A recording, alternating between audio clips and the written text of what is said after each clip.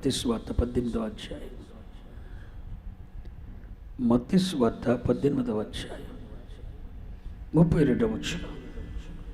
అప్పుడు వాని యజమానుడు వానిని పిలిపించి చెడ్డదాసుడా నీవు నన్ను వేడుకొంటివి గనుక నీ అప్పంతయు క్షమించితిని. నువ్వు నన్ను ఏడుకున్నావు, నీ అప్పంతా నేను క్షమించాను. నేను నిన్ను కరుణించిన ప్రకారం నీవును నీ తోటి దాసుని కరుణింపవలసి ఉండెను కదా అని వానితో చెప్పాను. అందుచేత వాని యజమానుడు కోపపడి తనకు వచ్చి ఉన్నదంతయు చెల్లించు వరకు. ఇంత క్షమించాడు కదా డానీ గారు, ఇంత 10 కోట్ల రూపాయలు క్షమించాడు కదా, మళ్ళీ వచ్చి ఉన్నావు అంటాడు ఏంటి అంటే? దేవుడు నిన్ను క్షమించి నువ్వు ఒప్పుకున్న పాపాలు క్షమించాడు, మరెన్నడూ జ్ఞాపకం చేసుకొని అన్నాడు. కానీ నువ్వు ఇతరులు క్షమించలేదు కాబట్టి ఆయన జ్ఞాపకం చేసుకోవాల్సి వచ్చింది. జ్ఞాపకం చేసుకొని నువ్వు ఒప్పుకొని ఏడ్చి ఒప్పుకున్న ప్రతి పాపాన్ని క్షమించాడు. క్షమించిన ప్రతి పాపం నీ ఇతరుల ఏళ్ళ నువ్వు ఎవరిని క్షమించలేదు కాబట్టి నువ్వు ఒప్పుకున్న తర్వాత ఆయన క్షమించిన ప్రతి పాపాన్ని మళ్ళీ తీసుకొచ్చి నీ ఖాతాలో వేసాడు.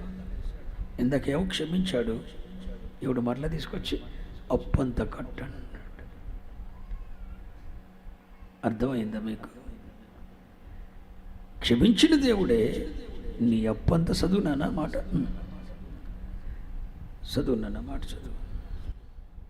అందుచేత వాని యజమానుడు కోపపడి తనకు వచ్చి ఉన్నదంతయు చెల్లించు వరకు. ఇంకా వచ్చి ఎక్కడున్నాడు? ఇలా క్షమించాడు కదా 10 కోట్ల రూపాయల అప్పు, 10,000 తలాంతులు అంటే 10 కోట్ల రూపాయల అప్పు క్షమించాడు కదా. మరి ఇప్పుడు మళ్ళీ అంటాడు నీ అప్పంతా క్షమించాను అన్నాడు ఇందాక. ఇప్పుడు అంటాడు నీ అప్పంతా తిరిగి కట్టు. ఎందుకు?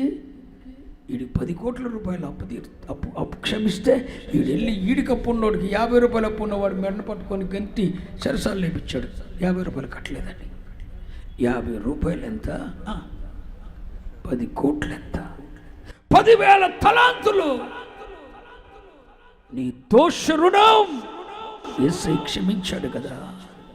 మరి నీ ఎడల చిన్నపాటి తప్పు చేసిన నీ భార్య, నీ భర్త, నీ అత్తమామలు, నీ రక్త సంబంధికులు, నీ తోబుట్టువులు, నీ భార్య తరపు వారు ఎప్పుడో అన్నారు ఒక మాట, మనతో కలిసి ఉన్నవాడు ఏదో తప్పు చేశాడు, దాన్ని నువ్వు క్షమించపోతే, నీ ఎడల తప్పు చేసిన వాడిని నువ్వు క్షమించకపోతే నీ విషయమై దేవుడు చేసిన తప్పు అంతటిని మరలా ఆయన తీసుకొచ్చి ఎక్కడేశాడు?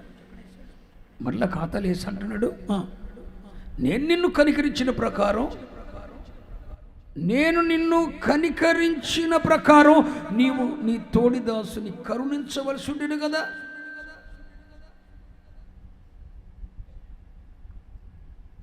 అందుచేత వాని యజమానుడు కోప్పడి తనకు అచ్చి ఉన్నదంతా 10 కోట్లు చెల్లించు వరకు బాధపరచు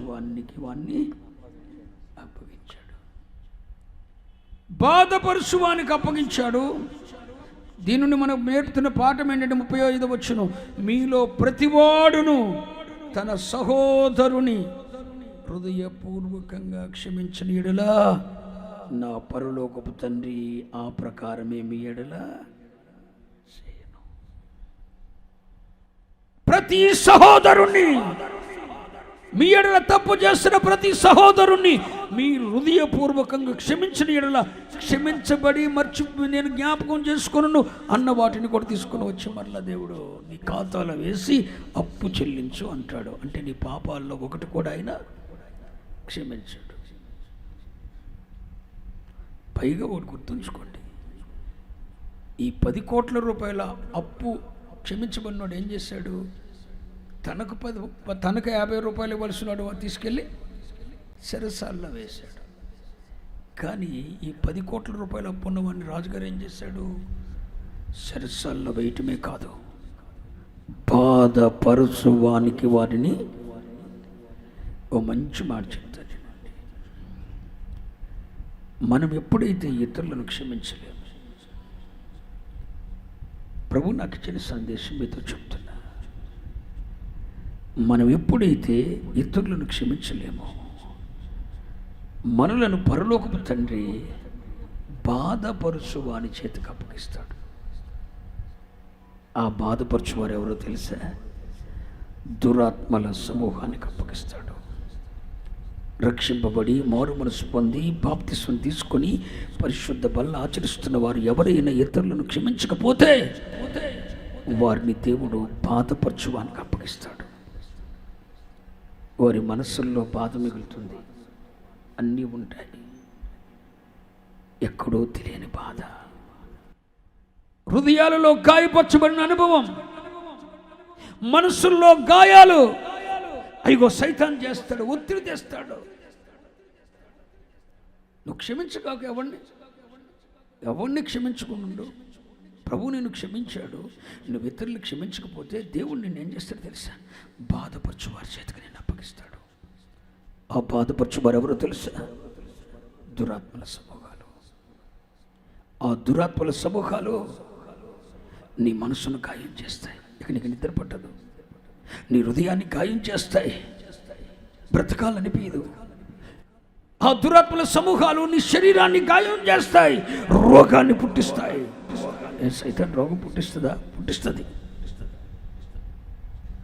యోబుకు రోగం పుట్టించింది ఎవడు? సాతాను కాదా? సమాజ మందిరంలో ఉన్న 18 సంవత్సరాల నుండి నడువు వంగిపోయిన స్త్రీకి ఆ కారణం ఎవరు? సాతాను కాదా? నిన్నెప్పుడైతే దేవుడు బాధపరచు వారికి అప్పగిస్తాడో, సాతానులు నీ శరీరానికి రోగాన్ని కలుగజేస్తాయి. బాధపరచువారు ఆ దురాత్మల్లోనే నీ మనస్సును గాయపరిచేవారు ఉంటారు. ఇక నీకు నెమ్మది ఉండదు, నీకు నెమ్మది ఉండదు. నీ హృదయాన్ని గాయపరిచేవారు ఉంటారు ఆ దురాత్మల సమూహాల్లోనే. ఇక నీకు సమాధానం ఉండదు. నీ శరీరాన్ని గాయపరిచేవారు ఉంటారు. ఇక నీ శరీరంలో రోగం ఉండదు. ఎన్ని ట్యాబ్లెట్స్ చేసుకున్నా, ఎన్ని ఇంజక్షన్ చేసుకున్నా నయం కాదు రోగం. బాధపరచువాని చేతికి అప్పగిస్తాడు. నీ రోగానికి నీ శరీరంలో ఉన్న గాయాలకు గల కారణం, నీ మనసులో గాయాలు అవుతున్నాయి, మాటి మాటికి నీ హృదయానికి గాయాలు అవుతున్నాయి. నీ మనసులో గాయాలు అవటం వల్ల నెమ్మది లేదు. నీ హృదయంలో గాయాలు చేస్తున్నాయి దురాత్మలు, సమాధానం లేదు. మనసుకు గాయం చేస్తున్నాయి, నెమ్మది లేదు. శరీరానికి గాయాలు చేస్తున్నాయి, స్వస్థత లేదు. ఇంట్లో పిల్లలకు గాయాలు చేస్తున్నాయి.